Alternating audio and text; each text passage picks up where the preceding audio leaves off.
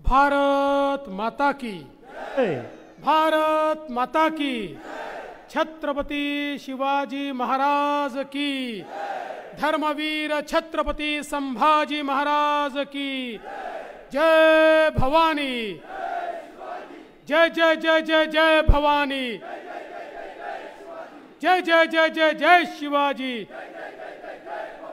जय श्री राम जय जय श्री राम।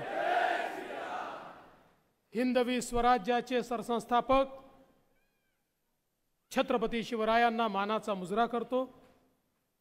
भारतीय राज्यघटनेचे शिल्पकार भारतरत्न डॉक्टर बाबासाहेब आंबेडकर यांना मानवंदना अर्पित करतो।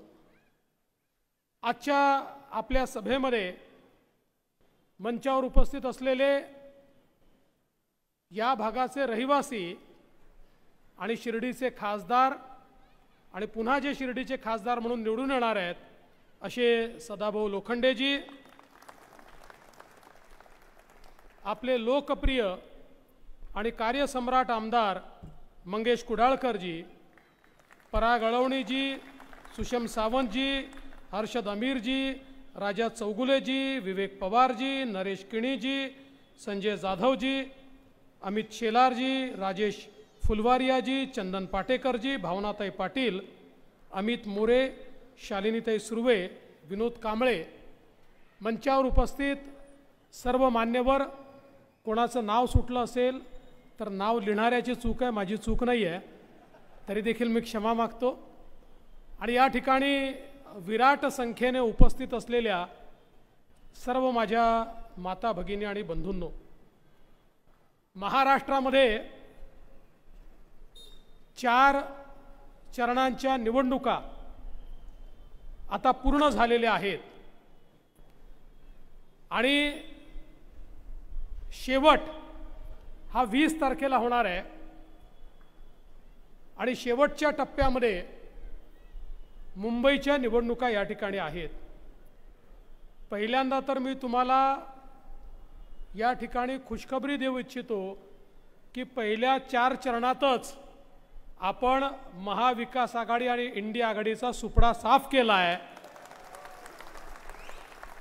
आणि अभूतपूर्व विजयाकडे आपली वाटचाल या ठिकाणी चाललेली आहे। आज मंगेशजींच्या नेतृत्वात या ठिकाणी ही आपली सभा आयोजित झाली आणि खऱ्या अर्थानं 2014 नंतर देशासोबत मुंबईमध्ये झालेला बदल हा देखील आपण सर्वांनी बघितलेला आहे। 2014 नंतर आपल्याला या मुंबईमध्ये काम करण्याची संधी मिळाली आणि त्यातून अनेक बदल आपण या ठिकाणी केले। विशेषतः सगळा म्हाडाचा एरिया आहे, या म्हाडाच्या 56 वसाहतीमध्ये मंगेशजींनी आपल्याला सांगितलं, त्यांचाही पाठपुरावा होता, आपण सेवा शुल्क माफ केला। 380 कोटी रुपयाचा भूर्दंड जो नागरिकांवर होता तो भूर्दंड या ठिकाणी संपवण्याचं काम आपण केलं। FSIच्या धोरणामध्ये आपण बदल केला, शेअरिंग, प्रीमियर या सगळ्या गोष्टी ज्या नागरिकांच्या हिताच्या असतील अशा प्रकारचं परिवर्तन हे आपण त्या ठिकाणी केलं आणि त्यातून मोठ्या प्रमाणात या वसाहतींच्या पुनर्विकासामध्ये त्या ठिकाणी अतिशय सुलभता आपण आणली। जवळजवळ आपल्याला कल्पना आहे की एकीकडे म्हाडाच्या पुनर्विकासाच्या संदर्भात ज्या गोष्टी सुलभतेने करता येतील, जे अडचण होते ते अडथळे आपण दूर केले। अनेक ठिकाणी प्रायव्हेट बिल्डरमुळे काही वसाहतीचा विकास अडला होता, त्याच्यामध्ये आपण बदल केला आणि बदल करत असताना प्रायव्हेट विकासकासोबत जिथे आवश्यक असेल तिथे म्हाडा विकासकाचं काम करेल आणि म्हाडाच त्या ठिकाणी पुनर्विकास करेल अशा प्रकारचा निर्णय देखील आपण घेतला। आणि यासोबत विक्री असेल, हस्तांतरण असेल, या संदर्भातले अनेक निर्णय हे मागच्या काळामध्ये आपण सगळ्यांनी घेतले आणि कलेक्टर लँडचा विषय देखील मंगेशजींनी सांगितला की त्यांच्या सगळ्यांच्या पाठपुराव्यानंतर कलेक्टर लँड ही आपण फ्री होल्ड केली. 15% पहिले प्रीमियम ठेवला होता तर तो 10%वर आणला. आणि या माध्यमातनं आपला प्रयत्न काय आहे, सामान्य मुंबईकराला घर मिळालं पाहिजे, आपला प्रयत्न आहे. आज बंधू भगिनींनो, वर्षानुवर्ष ज्यांनी मुंबईवर राज्य केलं, माझा त्यांना सवाल आहे, 25-25 वर्ष मुंबईवर राज्य केल्यानंतर देखील सामान्य मुंबईकराच्या घराचा प्रश्न तुम्ही का सोडवू शकले नाहीत? त्याच्या जीवनामध्ये का परिवर्तन तुम्ही आणू शकले नाहीत? आज म्हाडामध्ये मोठ्या प्रमाणात पुनर्विकास आपण सुरू केला आणि त्यासोबत मुंबईमध्ये स्वयं पुनर्विकास आपण सुरू केला की ज्याच्या माध्यमातून या मुंबईमध्ये लोकांना बिल्डराच्या घशात जाण्याच्या ऐवजी स्वतःचा विकास करता येईल. आणि मला सांगताना आनंद वाटतो, 16,000 प्रपोजल आपल्याला प्राप्त झाले आहेत आणि मुंबईतला सामान्य माणूस या स्वयं पुनर्विकासाच्या माध्यमातून स्वतःचं घर या ठिकाणी मिळवतोय. जवळपास मुंबईतल्या 14,000 सेस बिल्डिंगचा पुनर्विकास आपण त्या ठिकाणी करण्याच्या संदर्भात कायदा केला, राष्ट्रपतीकडनं कायदा मंजूर करून आणला. आज त्याही संदर्भात लोकांना स्वतःचं घर मिळेल अशा प्रकारची व्यवस्था ही आपण त्या ठिकाणी सुरू केली आहे. मी हे सगळं याकरता सांगतोय की 2014ला देशामध्ये मोदीजींचं सरकार आलं आणि महाराष्ट्रामध्ये तुमच्या आशीर्वादाने महायुतीचं सरकार आलं. आधी मला आणि आता एकनाथराव शिंदेजींना या ठिकाणी आपण नेतृत्व करण्याची संधी दिली. जेव्हा सामान्यांचा विचार करणारे लोक सत्तेवर येतात तर कसे पटापट निर्णय होतात हे या मुंबईमध्ये आज आपण पाहतोय. एक बदलणारी मुंबई आपण पाहतोय. या मुंबईमध्ये 2014 नंतर मेट्रोचं नेटवर्क आपण उभं केलं. या मुंबईमध्ये मोदीजींच्या आशीर्वादानं कोस्टल रोड असेल, अटल सेतू असेल, यासारख्या अनेक योजना आपण या ठिकाणी केल्या.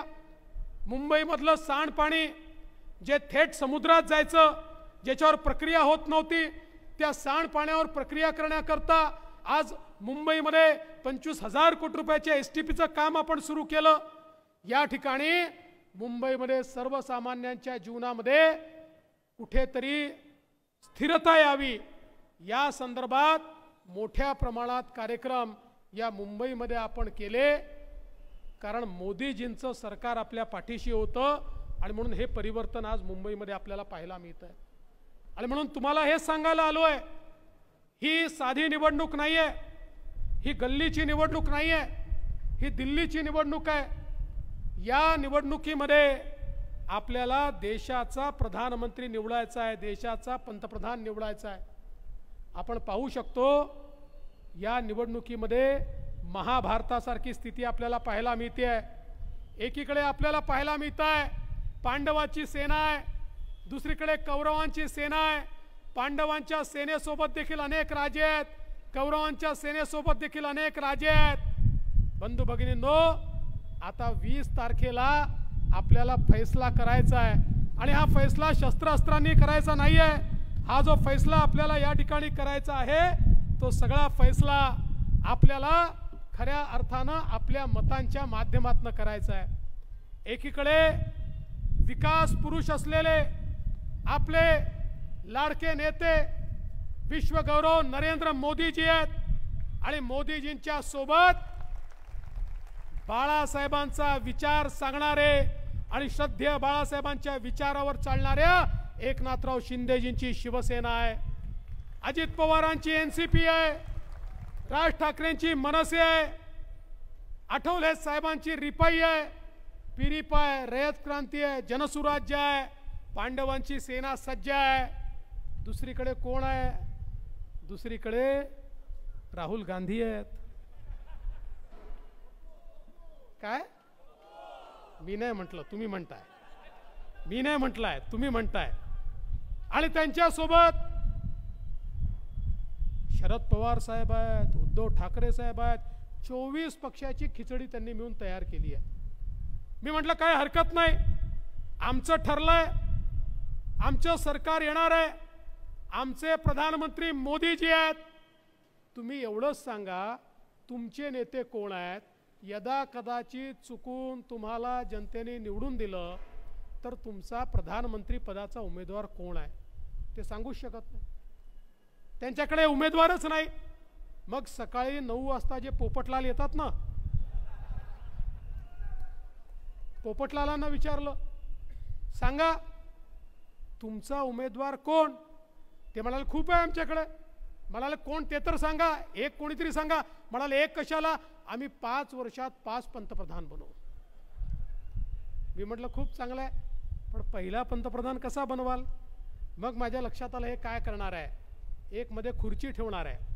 आपण संगीत खुर्चीचा खेळ खेळायचो ना, तशा खुर्चीच्या बाजूला हे 24 नेते गोल गोल गोल रिंगण करतील आणि म्युझिक बंद झालं की जो पहिला बसला तो पहिला पंतप्रधान, जो दुसरा बसला तो दुसरा पंतप्रधान. अरे या मूर्खांना सांगा, घंटा खुर्चीचा खेळ नाही चाललेला. या देशाचा नेता आपल्याला निवडायचा आहे. तुमच्या परिवाराचा प्रमुख नाही, तुमच्या उद्योगाचा प्रमुख नाही, तुमचा सीएमडी नाही. या देशाच्या सामान्य माणसाच्या आशा आकांक्षा पूर्ण करू शकेल असा नेता निवडण्याकरता ही निवडणूक आहे. बंधू भगिनींनो, आज आपण पाहू शकतो या ठिकाणी मोदीजींच्या नेतृत्वात आपली विकासाची गाडी आहे, विकासाची मेट्रो आहे. आपल्या विकासाचं इंजिन हे मोदीजी आहेत आणि त्याला अनेक पक्षांचे डब्बे लागले आहेत. आणि आपल्या विकासाच्या गाडीमध्ये दीन दलित गोर गरीब आदिवासी शेतकरी शेतमजूर महिला अल्पसंख्याक भटके विमुक्त ओबीसी सगळ्यांना बसण्याची जागा आहे. सगळ्यांना बसवून सबका साथ सबका विकास म्हणत या ठिकाणी आपली ट्रेन पुढे जाते. तिकडे हालत काय आहे, तिकडे फक्त इंजिनच आहे, म्हणजे मनसेचं नाही, ते आपल्यासोबत आहे. तिकडे फक्त इंजिनच आहे, डब्बे नाहीच आहेत. त्यांना विचारलं की इंजिन तुमचं कोण, डब्बे कोण? तिकडे राहुल गांधी म्हणतात मी इंजिन आहे, शरद पवार म्हणतात मी इंजिन आहे, उद्धव ठाकरे म्हणतात मी इंजिन आहे, लालूजीचा पोरगा म्हणतो मी इंजिन आहे, मुलायम सिंगाचा पोरगा म्हणतो मी इंजिन आहे, ममता बॅनर्जी म्हणते मी इंजिन आहे, स्टॅलिन म्हणतो मी इंजिन आहे. तिकडे डब्बे नाहीच आहे. आणि बंधू भगिनींनो, इंजिनमध्ये बसायला सामान्य माणसाला जागा असते का? इंजिनमध्ये फक्त ड्रायव्हर बसतो. त्यांचं इंजिन कसं आहे? राहुल गांधींच्या इंजिनमध्ये फक्त आणि फक्त सोनियाजी आणि प्रियंकाजींकरता जागा आहे. उद्धव ठाकरेंच्या इंजिनमध्ये फक्त आदित्य ठाकरेंकरता जागा आहे. आणि शरद पवारांच्या इंजिनमध्ये फक्त सुप्रिया सुळेंकरता जागा आहे. तुमच्याकरता त्यांच्या इंजिनमध्ये जागा नाही आहे. पण ज्या क्षणी तुम्ही ॲडव्होकेट उज्ज्वल निकम यांच्या कमळाची बटन दाबाल, या उत्तर मध्य मुंबईचा जी आपली बोगी आहे ती तुम्हाला सगळ्यांना घेऊन थेट मोदीजींच्या इंजिनला लागेल आणि मग आपल्या या बोगीला कोणीही थांबवू शकणार नाही. आज आपण पाहू शकतो मोदीजींनी 10 वर्षात काय चमत्कार केलाय. 10 वर्षामध्ये देशामध्ये 25 कोटी लोकांना गरिबीतनं मोदीजींनी बाहेर काढलं. 10 वर्षात 20 कोटी जे झोपडीत राहायचे त्यांना पक्क घर मिळालं. 50 कोटी ज्यांच्या घरी गॅस नव्हता त्यांना गॅस मिळाला. 55 कोटी ज्यांच्या घरी शौचालय नव्हतं त्यांच्या घरी शौचालय गेलं. 60 कोटी ज्यांच्या घरी नळ नव्हता त्यांच्या घरी नळ गेला, पिण्याचं पाणी थेट नळाने गेलं. 80 कोटी असे आहेत की ज्यांना रोज 2 वेळचं राशन मोदीजी मोफत देत आहेत आणि पुढचे 5 वर्षही देणार आहेत. आणि त्यातले 7 कोटी लोक हे आपल्या महाराष्ट्रातले आहे. हे मोदीजींनी केलं आहे. 64 कोटी लोक असे आहेत आमचे तरुण आहेत की ज्यांना मोदीजींनी 10 लाखापर्यंत मुद्राचं लोन दिलं, बिना तारण आणि बिना गॅरंटर दिलं. कोणी पूर्वी त्या ठिकाणी बँकेत गेला तर त्याला विचारायचे तारण ठेवायला काही आहे का, गॅरंटर आहे का, कोणी सरकारी माणूस तुमची गॅरंटी घेईल का तर तुम्हाला लोन मिळेल. मोदीजींनी सांगितलं या सगळ्यांची गॅरंटी मी घेतो. 64 कोटी लोकांना लोन मिळालं. आज ते आपल्या पायावर या देशामध्ये उभे आहेत. आणि मला सांगताना आनंद वाटतो यामध्ये 50% जास्त मुली आणि महिला आहेत की ज्यांना मुद्राचं लोन मिळालं आहे. आणि आता पुढच्या काळामध्ये मोदीजी 10 लाखाच्या ऐवजी 20 लाखाचं लोन बिना तारणाचं आणि बिना गॅरंटरचं देणार आहेत. आज या देशामध्ये 80 लाख बचत गट मोदीजींनी तयार केले. 8 लाख कोटी रुपये त्याला दिले. 10 कोटी महिलांना त्या माध्यमातून रोजगार मिळालाय आणि आता त्यातल्या 3 कोटी महिला लखपती होत आहेत आणि पुढच्या काळात 10 कोटी महिला लखपती होणार आहेत. बंधू भगिनींनो, आपण बघितलं असेल अनुसूचित जातीच्या तरुणांना उद्योजक बनवण्याकरता मोदीजींनी स्टँडअप सारखी योजना आणली. लाखो उद्योजक अनुसूचित जातीचे आज देशात मोदीजींनी तयार केले. अनुसूचित जमातीकरता आदिवासींकरता 24,000 कोटी रुपयाची योजना आणली. आणि आमचे पारंपरिक व्यावसायिक असतील, 12 बरुददार असतील, लोहार सोनार सुतार असतील, आमचे त्या ठिकाणी केस कापणारे नावी असतील, शिंपी असतील, अशा प्रकारचे जे पारंपरिक व्यावसायिक आहेत यांच्याकरता मोदीजींनी विश्वकर्मा नावाची योजना आणली. 14,000 कोटी रुपये त्यांना दिले आणि त्या माध्यमातून त्यांना प्रशिक्षण मिळालं पाहिजे.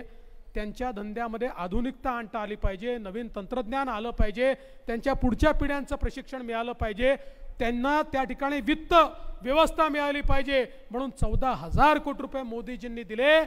समाजातले आपले जे गरीब आहेत त्यांना 5 लाखापर्यंतचा इलाज मोफत दिला. आणि आता तर 70 वर्षावरचे जेवढे नागरिक आहेत त्यांना ज्या गोळ्या लागतील, कोणाला डायबिटीस आहे, कोणाला हायपरटेन्शन आहे, ज्या गोळ्या लागतील, जे इंजेक्शन लागतील, जो ऑपरेशन लागेल, चष्मा लागला, कानातलं यंत्र लागलं, कवळी लागली, कमोड लागला, स्टिक लागली, सगळ्या गोष्टी मोफत देण्याचा निर्णय मोदीजींनी केला. एकीकडे वयोश्री सारखी योजना आणून या गोष्टी मोफत दिल्या. समाजातल्या प्रत्येक घटकाला मोदीजींनी त्या ठिकाणी मोठ्या प्रमाणात फायदा दिला. आणि हे सगळं करत असताना पहिल्यांदा या देशातल्या पंतप्रधानांनी गावांसोबत शहरांचाही विचार केला. यापूर्वी केंद्रातलं सरकार शहरांचा विचार करायचं नाही, शहराला 1 पैशाचं अनुदान मिळायचं नाही. आज कोट्यावधी रुपये हे शहरांना मिळत आहेत. शहरांचं बदलतं स्वरूप आपले उमेदवार उज्ज्वल निकमजी या ठिकाणी आलेले आहेत. जोरदार टाळ्या वाजवून त्यांचं आपण स्वागत करूया. येऊ द्या, चला चला समोर येऊ द्या त्यांना. या निकम साहेब समोर या.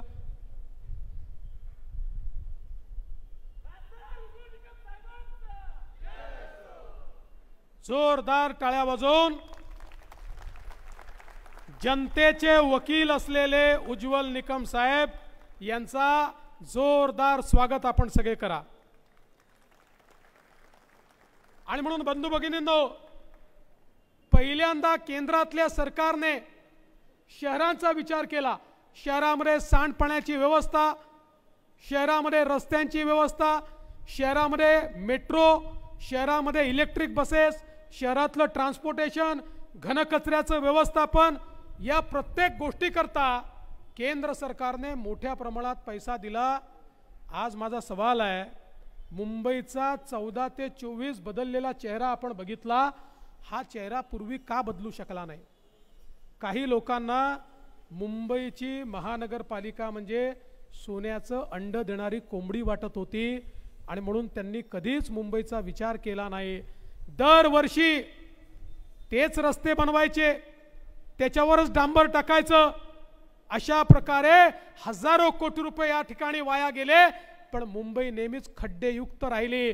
या ठिकाणी पावसाळा आला की मुंबईच्या खड्ड्यांवर आमचे माध्यम त्या ठिकाणी फिल्म बनवतात. हे वर्षानुवर्ष आपण पाहिलं.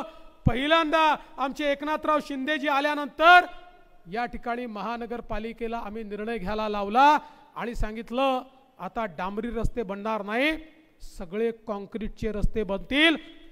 50 वर्ष पुन्हा रस्ते बनवायचे नाही, रस्त्यावर एक खड्डा आम्ही पडू देणार नाही. अशा प्रकारचे रस्ते आज या ठिकाणी आपण केले. मी तुम्हाला आठवण करून देतो, आठवा तो कोविडचा काळ. ज्या कोविडच्या काळामध्ये आपल्या नातेवाईकांना देखील कोणी जवळ करत नव्हतं. प्रत्येकाच्या नजरेसमोर अंधार होता. माझं काय होईल, माझ्या परिवाराचं काय होईल. आपल्या आजूबाजूला लोक किड्या मुंग्यासारखे मरत होते. जगातले लोक म्हणायचे आता भारताला कोणीही वाचवू शकत नाही, या भारतामध्ये 50-60 कोटी लोक तरी या ठिकाणी मरणार, त्यांना कोणीच वाचवू शकत नाही. जगाच्या पाठीवर केवळ 4 देशांनी कोविडची लस तयार केली. बंधू भगिनींनो, ते देश वाट पाहत होते, भारत आमच्याकडे येईल आणि भीक मागेल, आम्हाला तुम्ही लस द्या.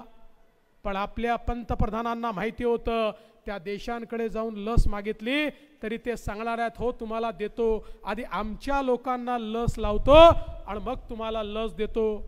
आपल्या लोकांना वाचवायचं होतं. पंतप्रधान महोदयांनी देशातले वैज्ञानिक एकत्रित केले, देशातले फार्मासिस्ट एकत्रित केले, त्यांना सांगितलं आपल्याच देशात लस बनवायची आहे. त्यांनी सांगितलं रॉ मटेरियल आपल्या देशात नाही आहे. मोदीजींनी जगामध्ये सगळीकडे आपले संबंध वापरले, ऑक्सिक्लोरोक्विन तिकडे दिलं, रॉ मटेरियल इकडे घेतलं आणि त्या माध्यमातून आपल्याच देशामध्ये कोरोनाची लस तयार केली. जगामध्ये लस तयार करणारा 5वा देश हा आपला भारत देश होता. 140 कोटी लोकांना मोदीजींनी मोफत लस त्या ठिकाणी दिली. आपण सगळे जिवंत आहोत आणि हे 50-60 कोटी लोक या देशात मेले नाही, कारण ही लस आपल्यापर्यंत पोहोचली, 2 वेळा पोहोचली आणि मोफत पोहोचली. पण माझा सवाल आहे, एकीकडे मोदीजी आपल्याला जगवण्याकरता प्रयत्न करत होते, त्यावेळी या मुंबईमध्ये काय चाललं होतं? मुंबईतले महानगरपालिकेतले सत्ताधारी काय करत होते? या ठिकाणी प्रेताच्या टाळूवरचं लोणी खाणं कशाला म्हणतात ते आपल्याला मुंबईमध्ये पाहायला मिळालं. खिचडीचा घोटाळा, ऑक्सिजनचा घोटाळा, रेमडेसिवीरचा घोटाळा, अरे एवढं तर सोडाच, कफन घोटाळा, बॉडी बॅगचा घोटाळा देखील या ठिकाणी होताना आपण बघितला. आणि साधारणपणे एखादी बॉडी नेण्याकरता 1300 रुपयाची बॅग लागते, ती 6-6 हजार रुपयामध्ये खरेदी करून त्यातही काही लोक दलाली खात होते. अशा प्रकारचे दलालबाज, दगाबाज लोक हे त्या ठिकाणी आपल्याला मुंबईमध्ये पाहायला मिळाले. बंधू भगिनींनो, यांना जाब विचारण्याची वेळ हीच आहे. जेव्हा आपण मरत होतो त्यावेळी जे आपली खिचडी चोरून खातात त्यांना जाब विचारण्याची वेळ आज खऱ्या अर्थानं आली आहे. मी तुम्हाला विनंती करतो, तुम्ही आठवा तो काळ, ज्या काळामध्ये या मुंबईमध्ये रोज बॉम्बस्फोट व्हायचे. कधी मुंबईत व्हायचे, कधी पुण्यात व्हायचे, कधी हैदराबादला व्हायचे, कधी बंगलोरला व्हायचे. काय करायचं आमचं सरकार? मुंबईमध्ये बॉम्बस्फोट झाला, आमचे पंतप्रधानांनी पाकिस्तानचा निषेध केला. पुन्हा बॉम्बस्फोट झाला, पुन्हा निषेध केला. मग पुण्याला बॉम्बस्फोट झाला, मग तीव्र निषेध केला. मग कसाब आला, आमच्या इथे हल्ला केला, आमच्या लोकांना मारून टाकलं. आमचे पंतप्रधान अमेरिकेमध्ये गेले, अमेरिकेला म्हणाले बघा आमच्याकडे पुरावा आहे, पाकिस्तानी लोकांनी या ठिकाणी घुसून आमच्याकडे हल्ला केलाय, तुम्ही आता त्यांच्यावर कारवाई करा. म्हणजे एखाद्या शाळेमध्ये एखाद्या पोराने दुसऱ्या पोराला मारावं आणि त्यांनी शिक्षकाकडे जाऊन सांगावं बघा बघा तो मला मारतोय, तुम्ही आता त्याला रागवा. अशा प्रकारची अवस्था 140 कोटीच्या देशाच्या पंतप्रधानांची होती. बंधू भगिनींनो, या देशामध्ये मोदीजी प्रधानमंत्री झाले आणि मोदीजींनी या ठिकाणी एक वेगळा भारत तयार केला. आपल्या इथे पुन्हा त्यांना वाटलं आता आपण हल्ला करू शकतो. उरीमध्ये आणि पुलवामामध्ये त्यांनी हल्ला केला. हे नवीन सरकार होतं, हे मोदीजींचं सरकार होतं. मोदीजींनी अमेरिकेकडे, रशियाकडे विनवणी केली नाही, थेट पाकिस्तानमध्ये घुसून त्या ठिकाणी सर्जिकल स्ट्राईक आणि एअर स्ट्राईक केला, आतंकवाद्यांना मारून टाकलं. माझा सवाल आहे बंधू भगिनींनो, 2019 नंतर पाकिस्तानच्या बापाची तरी हिम्मत झाली का भारतामध्ये एक तरी बॉम्बस्फोट करायची? अरे पाकिस्तानला माहिती आहे आपला बाप आता नवी दिल्लीत बसलाय, आता या ठिकाणी अशा प्रकारे बॉम्बस्फोट करता येणार नाही. हा साधा भारत नाही आहे. पण मला आश्चर्य वाटतं, आज ज्यावेळी उज्ज्वल निकम यांच्यासारखा एक वकील, जो देशभक्त वकील आहे, उज्ज्वल निकम साधे वकील नाही आहेत. या देशामध्ये एखादाच वकील तुम्हाला असा मिळेल की ज्यांनी हा निर्धार केला की मी केवळ जनतेला न्याय देईल, मी अपराध्याकडनं उभा राहणार नाही. उज्ज्वल निकम कधीही अपराध्याकडनं उभे राहिले नाही, ते जनतेकडनं उभे राहिले आणि प्रत्येक ठिकाणी जे अपराधी होते त्या अपराध्यांना फाशीवर पोचवण्याचं काम करणारे हे उज्ज्वल निकम साहेब आहेत. आपल्याला कल्पना आहे कसाबला फाशी देण्याकरता, ज्या कसाबने या ठिकाणी याच भारतामध्ये आमच्या मुंबईकरांना मारून टाकलं, आमच्या मुंबईकरांना शहीद केलं, आमचे करकरेजी, कामटेजी, साळसकरजी, तुकाराम ओंबळेजी ज्यांनी आमच्या करता बलिदान केलं, त्यांच्या बलिदानाला वाया जाऊ द्यायचा नाही आमचा निर्धार होता. आणि म्हणून उज्ज्वल निकम कोर्टात उभे राहिले आणि असे पुरावे त्या ठिकाणी मांडले. कोर्टाने मान्य केलं, होय कसाबने या ठिकाणी अशा प्रकारे ही कारवाई केली आहे आणि कसाबला फाशी दिली पाहिजे. कसाबला फाशीपर्यंत पोहोचवणारे उज्ज्वल निकम साहेब आहेत. पण बंधू भगिनींनो, आज अवस्था काय आहे? आज अवस्था अशी आहे, काँग्रेसचे नेते म्हणतात करकरे यांचा मृत्यू कसाबच्या गोळीने झालाच नाही. ते असं म्हणतात उज्ज्वल निकम साहेब कसाबला बदनाम करतात. म्हणजे यांना कोणाच्या बदनामीची चिंता आहे? कसाबच्या बदनामीची चिंता आहे. बंधू भगिनींनो, कोर्टाने मान्य केलं, पाकिस्तानने स्वतः मान्य केलं, आंतरराष्ट्रीय समुदायाने मान्य केलं. 2008 ते 2014 या देशामध्ये आणि महाराष्ट्रामध्ये काँग्रेसचं सरकार होतं आणि आता यांना आठवतं आहे करकरे साहेबांना त्या ठिकाणी कसाबनी मारलं नाही.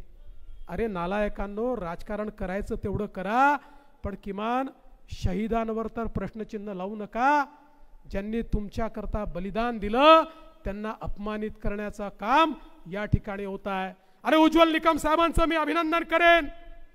त्यांनी केवळ या ठिकाणी कसाबला फाशी मिळावी एवढ्यापुरतं नाही, हा संपूर्ण षडयंत्र काय होतं याचा पर्दाफाश केला. त्याकरता अमेरिकेत गेले, डेव्हिड हेडलीची साक्ष त्या ठिकाणी मिळवली, पाकिस्तानातनं सबूत मिळवले आणि हे सगळं तयार करून शेवटी आंतरराष्ट्रीय पटलावर जगाला भारताच्या पाठीशी उभं रावलं आणि जगाने सांगितलं हो आम्ही भारताच्या पाठीशी आहोत आणि पाकिस्तान आतंकवादी देश आहे. हे सगळं करत असताना माननीय मोदीजींच्या पाठीशी कायदेशीर ताकद म्हणून कोणी उभं राहिलं असेल तर ते उज्ज्वल निकम साहेब राहिले. आज अवस्था अशी आहे, कांग्रेस का पंजा अजमल कसाब के साथ और महायुति उज्ज्वल निकम के साथ. यांना कसाबची चिंता आहे, आम्हाला भारताची चिंता आहे. आणि म्हणून बंधू भगिनींनो, तुम्हाला एवढीच विनंती करण्याकरता आलो आहे, देशाकरता लढणारा अशा प्रकारचा एक वकील आज आपल्याला उमेदवार म्हणून मिळाले आहेत. मी तर माननीय मोदीजींचे, आमच्या सगळ्या वरिष्ठांचे आणि महायुतीच्या नेत्यांचे आभार मानेन की त्यांनी उज्ज्वल निकम यांच्यासारखा उमेदवार, एक राष्ट्रभक्त अशा प्रकारचा उमेदवार आम्हाला दिला. आणि आता कुर्ला असेल किंवा उत्तर मध्य मुंबई असेल, आता परीक्षा तुमची आहे. उज्ज्वल निकमांची परीक्षा नाही आहे, आता परीक्षा तुमची आहे. देशभक्तांच्या पाठीशी तुम्ही उभे राहणार आहात की नाही? हा मतदारसंघ देशभक्तांच्या पाठीशी उभा राहणार आहे की नाही याचा निर्णय करण्याची ही वेळ आहे. आणि म्हणून मी तुम्हाला एवढीच विनंती करतो, मंगेशजी तुम्ही या ठिकाणी काही मागण्या केल्या, मी त्या कागदावर लिहिल्या होत्या, हवेने माझा कागद उडाला, पण कागद उडाला असेल माझ्या मनात त्या पक्क्या बसलेल्या आहेत. तुम्ही चिंता करू नका, निवडणूक झाल्यानंतर या सगळ्या मागण्या एका बैठकीमध्ये पूर्ण करून देतो आणि तुम्ही या ठिकाणी येऊन सांगू शकाल की या सभेत जे मागितलं ते सगळं मला मिळालं. कारण एकनाथराव शिंदेजी असतील, आम्ही सगळे देणारे आहोत. आमची देना बँक आहे, लेना बँकवाले कोण आहे तुम्हाला माहिती आहे, मी त्याबद्दल तुम्हाला सांगणार नाही. आणि म्हणून तुम्हाला विनंती एवढीच करण्याकरता आलो आहे, या निवडणुकीमध्ये आपलं मतदान भाजपा करता नाही, आपलं मतदान भारताकरता करायचं आहे. आपला देश योग्य व्यक्तीच्या हातात द्यायचा आहे. हा देश सुजलाम सुफलाम झाला पाहिजे, हा देश सर्वोत्तम देश झाला पाहिजे. या देशातल्या सामान्य माणसाच्या आशा आकांक्षा पूर्ण झाल्या पाहिजे. माझा आम मुंबईकर हा सुखी झाला पाहिजे, याकरता हे मतदान आहे. आणि हे जर करायचं असेल तर पुन्हा एकदा या देशामध्ये माननीय मोदीजींना आपल्याला निवडून द्यावं लागेल. तुम्ही ज्या क्षणी कमळाची बटन दाबाल तुमचं मत ॲडव्होकेट उज्ज्वल निकमांना मिळेल, पण तुमचे आशीर्वाद थेट नरेंद्र मोदीजींना मिळतील. मोदीजींना पुन्हा तिसऱ्यांदा प्रधानमंत्री करण्याकरता आपलं मत द्या, एवढीच विनंती करतो.